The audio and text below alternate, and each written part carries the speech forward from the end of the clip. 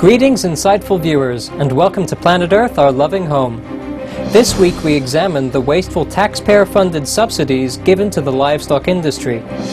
We'll also look at the efforts to tax animal products to lower consumption and help reduce global warming, revive Earth's ecosystems, and enhance public health.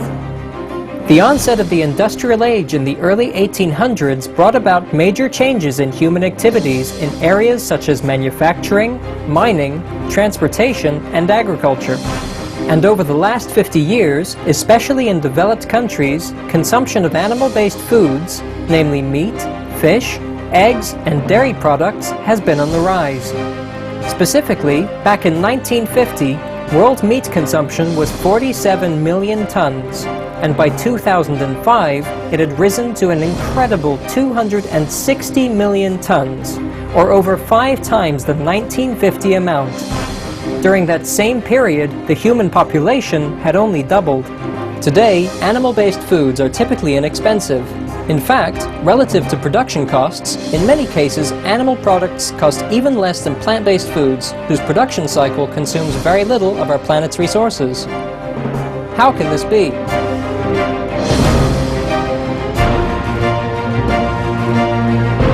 Governments worldwide provide the animal agriculture industries direct and indirect funding that enables consumers to buy their earth-destroying products at low cost. In other words, we the taxpayers, whether we approve or not, whether we are vegans or not, are paying for the enormous subsidies that sustain an industry renowned for its enslavement and cruel treatment of land and marine animals, and is primarily responsible for climate change, enormous environmental degradation, loss of biodiversity, oceanic dead zones, and ill health in humans. In the European Union, for example, direct subsidies are given to farmers raising a certain type of land or sea animal or producing a particular animal product, and to farmers producing animal feed. Then there are market interventions, which include financial aid for those exporting a given animal product outside the European Union, buying and storing surplus supplies of an animal product at a specific price so that the producer is guaranteed a certain profit, and marketing of animal products to increase sales.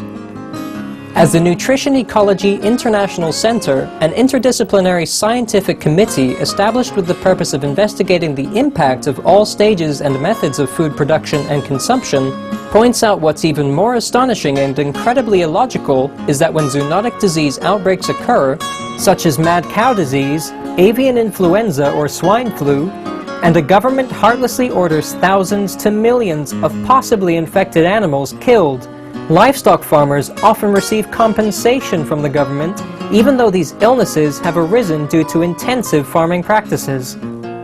In recent years, Swedish Parliament member Jens Holm has been active at the political level promoting the message of dietary change to reduce environmental devastation and climate change.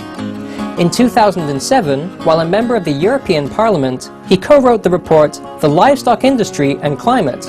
EU Makes Bad Worse. In the report, Mr. Holm and Dr. Toivo Jokala investigated how increases in meat consumption affect climate change and the role of the European Union in this process.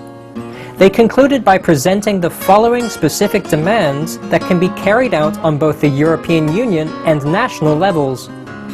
Abolish meat subsidies. Let meat bear its own environmental costs and work to make modern vegetarian food cheaper.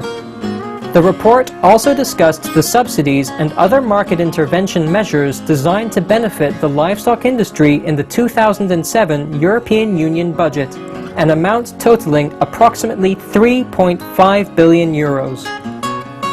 In November 2010, Jens Holm and Sweden's Left Party submitted a bill to the Swedish Parliament calling for action to reduce national meat consumption. In the Swedish Parliament, my party, the Left Party, released a bill just a couple of weeks ago, which is called Reduction of Meat Consumption Bill. And that consists of a few important factors. The first is that we set up a reduction target of meat consumption. We would like to reduce the Swedish consumption of meat with at least 25% by 2020. This is a very, very modest reduction, I have to acknowledge, but There is a lot of negotiations behind this target, but it is at least a reduction target. And you should bear in mind that in Sweden and in the whole world, meat consumption is increasing. So for the first time ever, we could have a curve where it's decreasing. We need an action plan for reduced meat consumption. That action plan needs, of course, to include the phase out of the subsidies to the meat industry.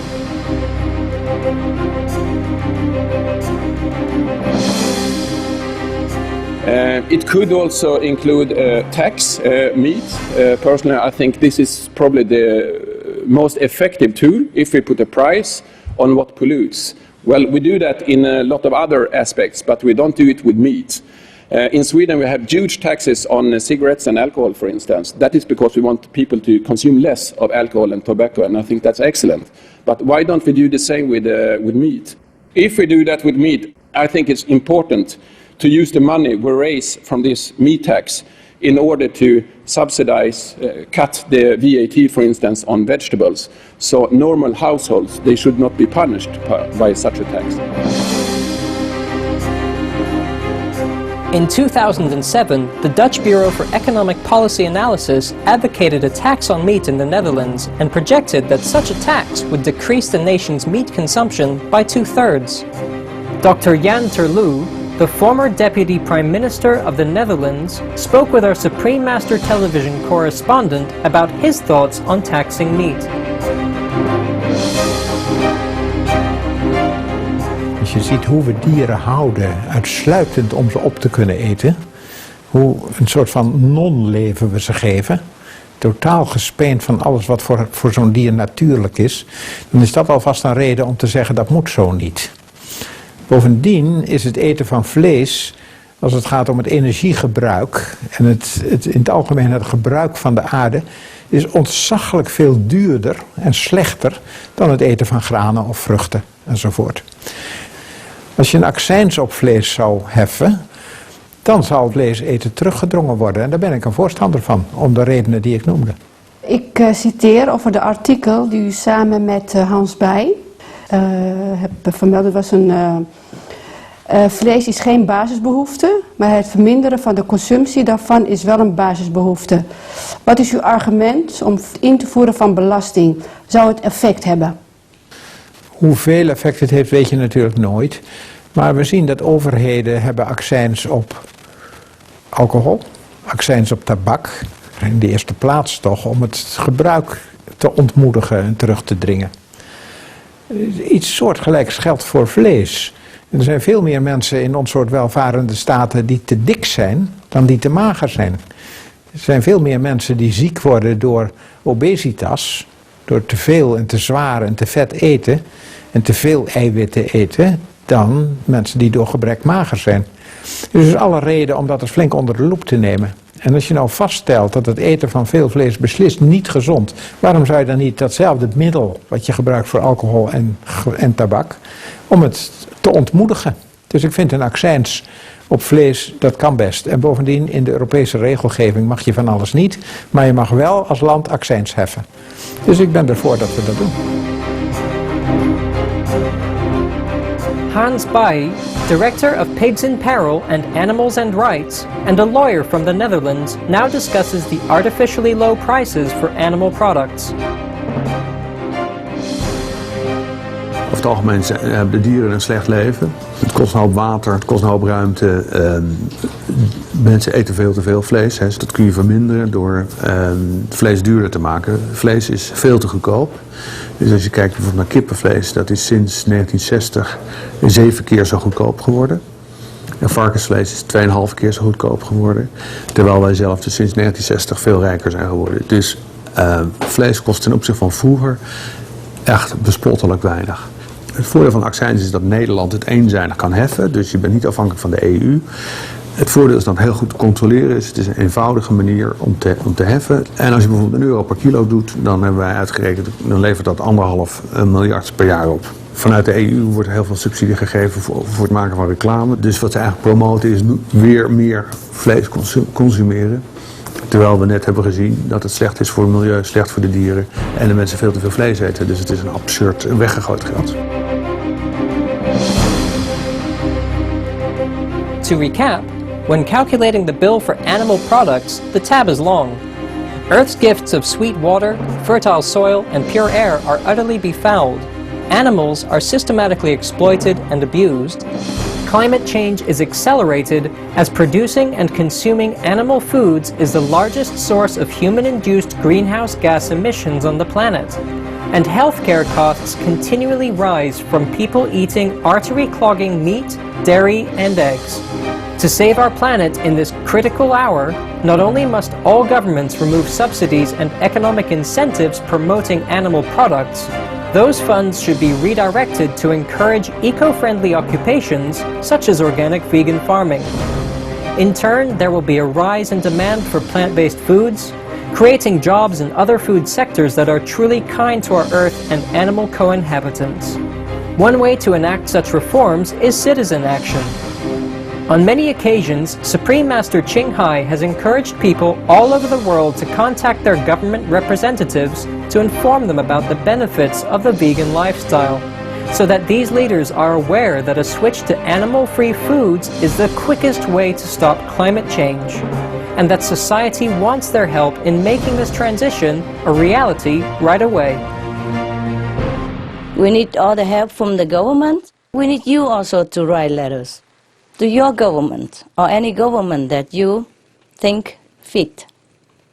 Any government at all. Everybody, please write. The government leaders and media can be most powerful and helpful in spreading the message to the most people about saving the planet through being vegetarian.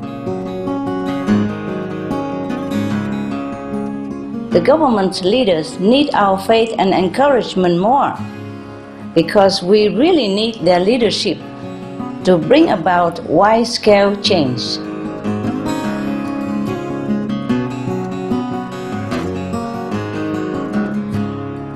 May a beautiful and peaceful vegan planet soon come to pass through the enlightened leadership of governments across our world.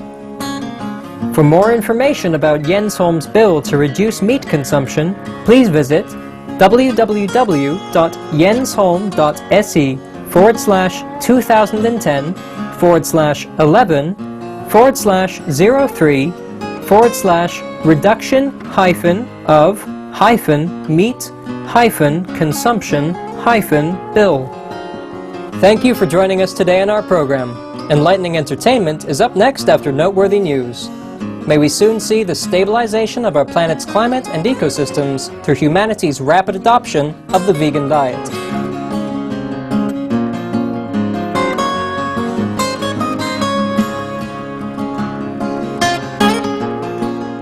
For more details, please visit www.suprememastertv.com/PE